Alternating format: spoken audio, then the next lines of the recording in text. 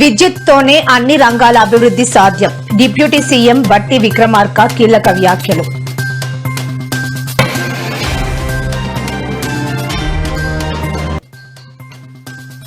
యాదాద్రి భక్తులకు శుభవార్త. ఎంఎంటీఎస్ రైలుకు గ్రీన్ సిగ్నల్ ఇచ్చిన కేంద్రం.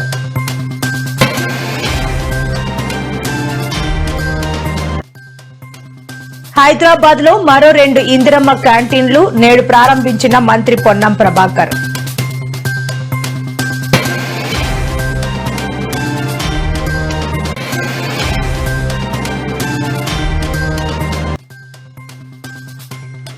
హైదరాబాద్ లో మాస్ కాపీయింగ్ స్క్వాడ్ రాకతో రోడ్డుపైకి పుస్తకాలు విసిరివేత.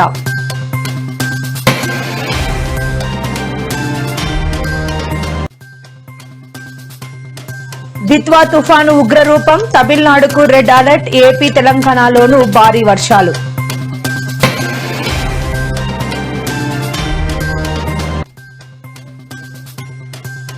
కర్నూలు జిల్లా ఎమ్మిగనూరు రోడ్డు ప్రమాదంపై వైఎస్ జగన్ విచారం. క్షతగాత్రులకు మెరుగైన వైద్యం అందించాలని కోరిన వైఎస్ జగన్.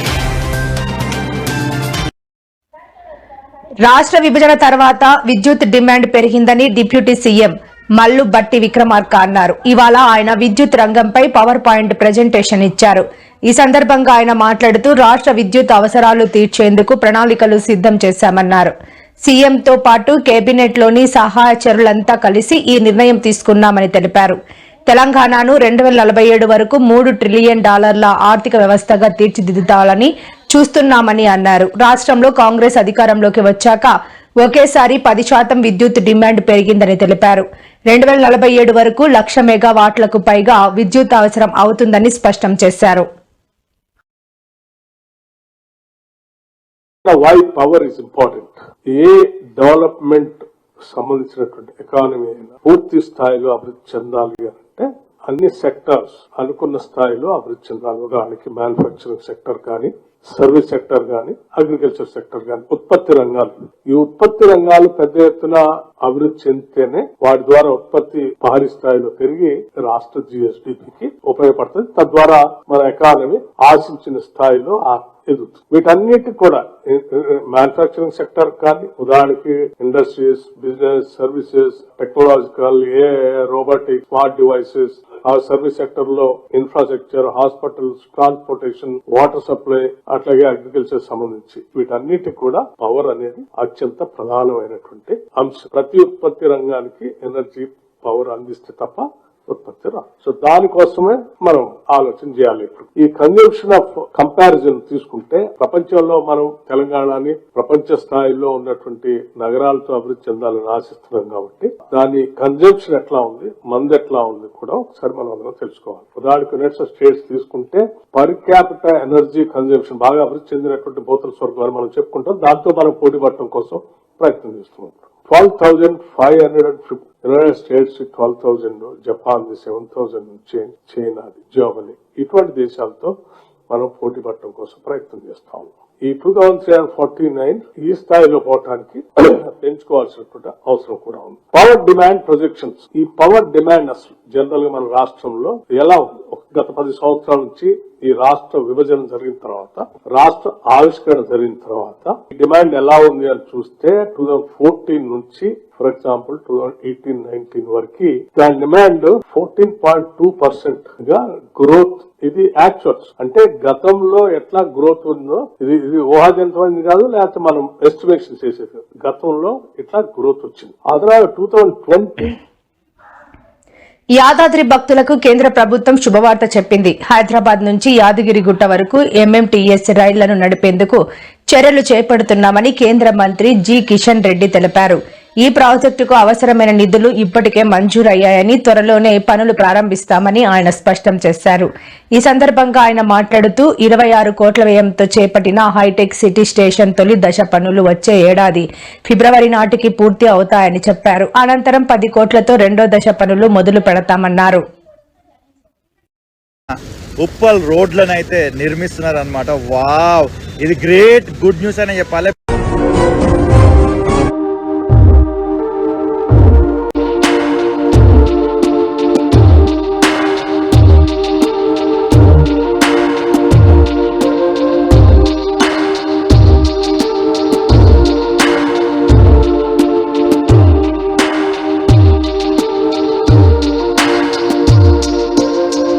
నగరంలో ఉపాధి కోసం వచ్చే పేద కార్మికుల ఆకలి తీర్చేందుకు ప్రభుత్వం ఇందిరమ్మ క్యాంటీన్లను విస్తరిస్తోంది. ఇందులో భాగంగా శుక్రవారం కావడిగూడ కల్పన థియేటర్ వద్ద బాగ్ లింగంపల్లిలోనూ ఏర్పాటు చేసిన 2 కొత్త క్యాంటీన్లను నగర ఇన్ఛార్జ్ మంత్రి పొన్నం ప్రభాకర్ గౌడ్ ప్రారంభించారు.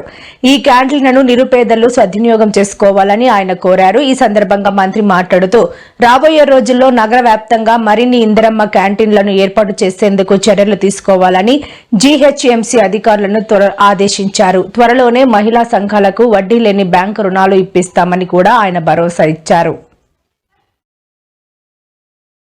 హైదరాబాద్ లో ఉపాధి కోసం లేదా ఇతరత్ర పనులకు పోయేటువంటి వాళ్ళ సౌకర్యం కోసం ఇందిరమ్మ క్యాంటీన్లను అల్పాహారంతో సహా అల్పాహారం సమయంలో అల్పాహారము, మధ్యాహ్న సమయంలో భోజనాన్ని నాణ్యతతోటి ఏర్పాటు చేసే విధంగా కౌంటర్లు ఏర్పాటు చేస్తా ఉన్నాం. జిహెచ్ఎంసీ అధికారులు ఇప్పటికే ఒక మ్యాపింగ్ ప్లానింగ్ చేసుకొని ఉన్నారు. ఇంకా ఎక్కడైనా ఇటువంటి ఇందిరమ్మ క్యాంటీన్లు ఎస్టాబ్లిష్ చేయాలనుకుంటే కూడా ప్రభుత్వం తరఫున గుర్తించడం జరుగుతా ఉంది. ఎక్కడైనా ప్రజలు, ప్రజాప్రతినిధులు కూడా ఈ ప్రాంతంలో ఇందిరమ్మ క్యాంటీన్ ఉంటే ప్రజలకు సౌకర్యంగా ఉంటుందని చెప్తే అక్కడ కూడా ఏర్పాటు చేయడానికి సిద్ధంగా ఉన్నాం.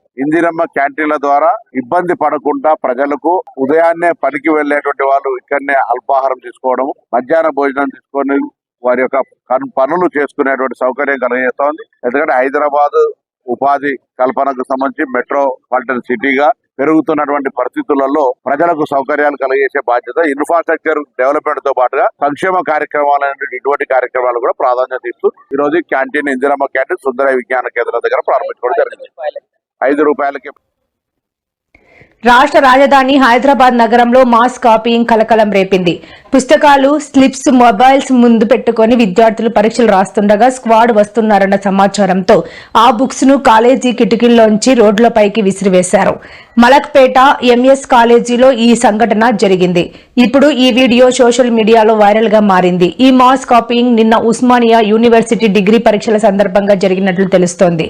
నిన్న degree second year, third semester, third year 5వ సెమిస్టర్ పరీక్ష జరిగింది. పరీక్ష కేంద్రంలో పుస్తకాలు, చిట్టీలు, సెల్ ఫోన్లు పెట్టుకుని విద్యార్థులు పరీక్షలు రాస్తున్నారు.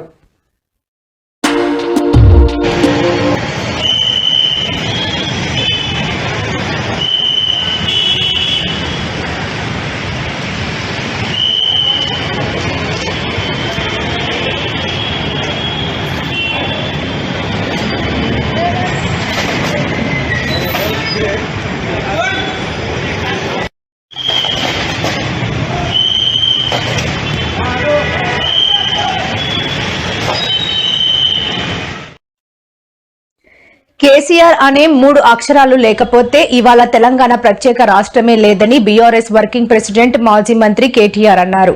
ఇవాళ హైదరాబాద్ లోని తెలంగాణ భవన్ లో జరిగిన దీక్షా దివస్ వేడుకల్లో ఆయన ఎమ్మెల్యే తలసాని శ్రీనివాస్ యాదవ్, పార్టీ నేతలు, శ్రేణులతో కలిసి పాల్గొన్నారు. ఈ సందర్భంగా తెలంగాణ తల్లి విగ్రహానికి జయశంకర్ సార్ కు పూలమాల వేసి నివాళులు అర్పించారు. అనంతరం కేటీఆర్ మాట్లాడుతూ నేటి పీసీసీ కాంగ్రెస్ అధ్యక్షుడు ఉద్యమ కాలంలో ఎక్కడున్నాడో ఎవరికీ తెలియదని ఎప్పుడు కామెంట్ చేసేవారు. ఇవాళ తెలంగాణ ఉద్యమం గురించి, కేసీఆర్ దీక్ష గురించి అడ్డుగోలుగా మాట్లాడుతున్నాడని ఆయన ఫైర్ అయ్యారు. జయశంకర్ సార్, మందకృష్ణ మాదిగ గారు, ఆర్ విద్యాసాగర్ రావు గారు, పార్టీ శ్రేణులు ఎంతో మంది దగ్గరగా ఉండి చూశారు. ఇవాళ ఒక పిసిసి ప్రెసిడెంట్ మూర్ఖంగా మాట్లాడుతుండు కేసీఆర్ దీక్ష గురించి. అసలు ఆ దీక్ష గురించి మాట్లాడే అర్హత నీకు ఉన్నదా? చరిత్రను మలుపు తిప్పిన సందర్భం ఒకటి ఉన్నది, అదే కేసీఆర్ ఆమరణ దీక్ష. దానికే ఈరోజు మనం దీక్షా దివస్ గా జరుపుకుంటున్నామనే మాట నేను మీకు గుర్తు చేస్తా ఉన్నా. నవంబర్ 29, 2009 ఉద్యమ ప్రస్థానంలో ఒక ఉజ్వల దృశ్యం. చావు నోట్లో తలబెట్టిన ఒక సాహసం. కేసీఆర్ సచ్చుడో తెలంగాణ వచ్చుడో, కేసీఆర్ శవయాత్రన తెలంగాణ జైత్రయాత్రనతో ఒక మహా ఋషిలా తపస్సు చేస్తూ ఎవ్వరి మాట వినకుండా మరణ మంచుల్లోకి పోతుంటే అగ్నిగుండమై బగబగ మండింది తెలంగాణ ఆనాడు. మంటల్లో ఈ రోజే నవంబర్ 20 ఆనాడు 2009 నాడు మన తమ్ముడు శ్రీకాంతాచారి ఎల్బీ నగర్ చౌరస్తాలో ఆనాడు తన ఒంటి మీద పెట్రోల్ పోసుకొని దహనమైన రోజు ఈ రోజు నవంబర్ 29. ఒక కానిస్టేబుల్ కిష్టయ్య ఆనాడు కామారెడ్డిలో కేసీఆర్ గారు దిత్వా తుఫాను కారణంగా రాష్ట్రంలో ప్రాణ నష్టం జరగకుండా చూడాలని హోంమంత్రి అనిత అధికారులను ఆదేశించారు. తుఫాన్ నేపథ్యంలో విపత్తుల నిర్వహణ సంస్థ కార్యాలయంలో సమీక్షను నిర్వహించారు. తుఫాను ప్రభావిత జిల్లాల కలెక్టర్లతో ఫోన్లో మాట్లాడారు. సమీక్షలో మంత్రి అనిత మాట్లాడుతూ తుఫాను తీవ్రతను ఎప్పటికప్పుడు అంచనా వేయాలన్నారు. తద్వారా ప్రభావిత జిల్లాల యంత్రాంగాన్ని ప్రజలను అలర్ట్ చేయడానికి అధికారులకు సూచించారు. సహాయక చర్యల కోసం ఎస్డీఆర్ఎఫ్, ఎన్డీఆర్ఎఫ్ బృందాలు పంపించాలని ఆదేశించారు. ప్రకాశం, నెల్లూరు, శ్రీ సత్యసాయి, కడప, అన్నమయ్య, చిత్తూరు, తిరుపతి జిల్లాల్లో అక్కడక్కడ భారీ వర్ష సూచన ఉందని అధికారులు వెల్లడించారు. తిరుపతి జిల్లా ప్రజలందరికీ, చిత్తూరు జిల్లా ప్రజలందరూ కూడా విజ్ఞప్తి చేసుకుంటున్నా, ఇంకొక 4 రోజుల్లో మళ్ళా కూడా తుఫాన్ అంటున్నారు. దయచేసి మేము కూడా ఎవరైతే గవర్నమెంట్ ఆఫీసర్స్ ఉన్నారో వాళ్ళందరూ కూడా అప్డేట్ చేస్తాం, టెలికాల్ తీసుకుంటాం. అందరూ కూడా అప్రమత్తంగా ఉండాలి. ఎక్కడన్నా పడిపోయే ఇల్లులన్నా, ఏమన్నా మట్టి ఇల్లు ఉన్నా వాళ్ళందరూ కూడా ఎక్కడన్నా ఉంటే మరి మా పార్టీ ఆఫీస్ ఫోన్ చేసి ఇమీడియట్ గా వాళ్ళు వెకేట్ చేసి వేరే పెట్టే కార్యక్రమం చేస్తాం. లేదా దగ్గరలో ఉన్న ఎంఆర్ఓ ఆఫీస్ కావచ్చు, ఆర్టీఓ ఆఫీస్కి వెళ్ళి మా ఇల్లు పడిపోయేటువంటి ఇబ్బంది ఉందని చెప్తే కూడా డెఫినెట్ గా వారందరినీ కూడా అప్రమత్తం చేసి తీసుకెళ్లి వేరే షిఫ్ట్ చేసి పెడతాం. అంటే ఫుడ్ అవన్నీ కూడా మీ గవర్నమెంట్ తరఫు నుంచి, మా తరఫు నుంచి, పార్టీ తరఫు నుంచి చూసుకునే బాధ్యత మాకు. తప్పకుండా ప్రజలందరూ కూడా అప్రమత్తంగా ఉండాలని కోరుతున్నాం. Thank you.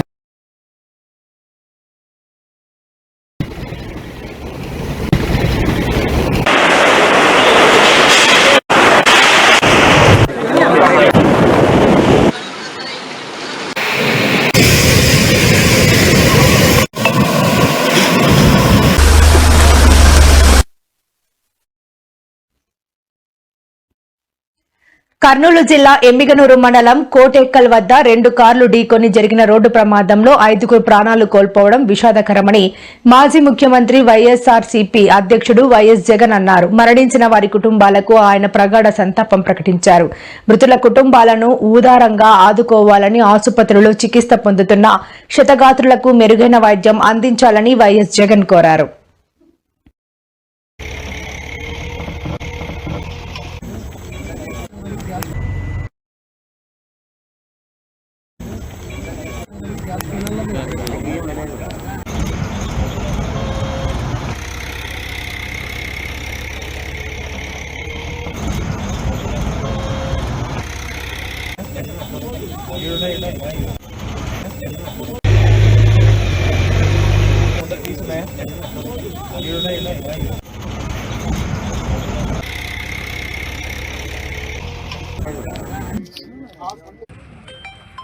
ఉంది ఆ ఇంపాక్ట్ ఇక్కడ ఇప్పుడు మనకు బ్రేక్ వేసినట్టుగా కనపడలేదు. స్విఫ్ట్ డిజైర్ ఫార్చునర్ వెహికలే డ్రైవర్ రైట్ సైడ్ రావడం, హిట్ ఇవ్వడం వల్ల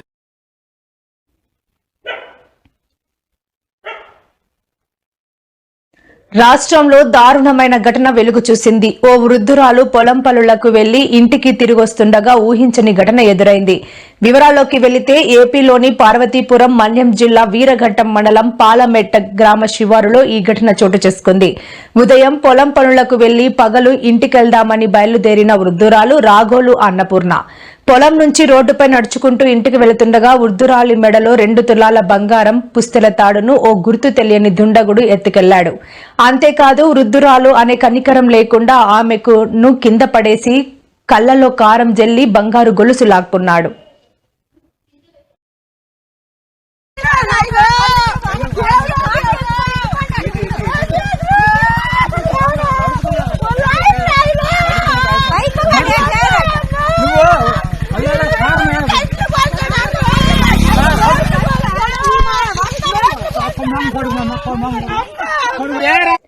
డిసెంబర్ 1 నుంచి ప్రారంభం కానున్న పార్లమెంట్ శీతాకాల సమావేశాల నేపథ్యంలో జనసేన అధినేత ఉప ముఖ్యమంత్రి పవన్ కళ్యాణ్ ఎంపీలకు కీలక దిశానిర్దేశం చేశారు. అమరావతిలో లోక్సభ సభ్యులు బాలశౌరి, తంగెళ్ల ఉదయ్ శ్రీనివాస్తో ఆయన ప్రత్యేకంగా సమావేశమై పార్లమెంటులో అనుసరించాల్సిన వ్యూహాలపై చర్చించారు. ఈ సందర్భంగా పవన్ కళ్యాణ్ మాట్లాడుతూ రాష్ట్ర ప్రయోజనాలకు సంబంధించిన అంశాలపై పార్లమెంటులో గట్టిగా గళం విప్పాలని సూచించారు. విశాఖపట్నంలోని కింగ్ జార్జ్ ఆసుపత్రిలో పెను ప్రమాదం త్రుటిలో తప్పింది. గుండె జబ్బుల చికిత్స విభాగంలో శనివారం ఉదయం అగ్ని ప్రమాదం చోటు చేసుకుంది. సిబ్బంది వెంటనే అప్రమత్తం కావడంతో రోగులంతా సురక్షితంగా బయటపడ్డారు. వివరాల్లోకి వెళితే గుండె జబ్బుల విభాగానికి చెందిన ఆఫీస్ రూమ్ లోని ఏసీ నుంచి ఒక్కసారిగా మంటలు చెలరేగాయి.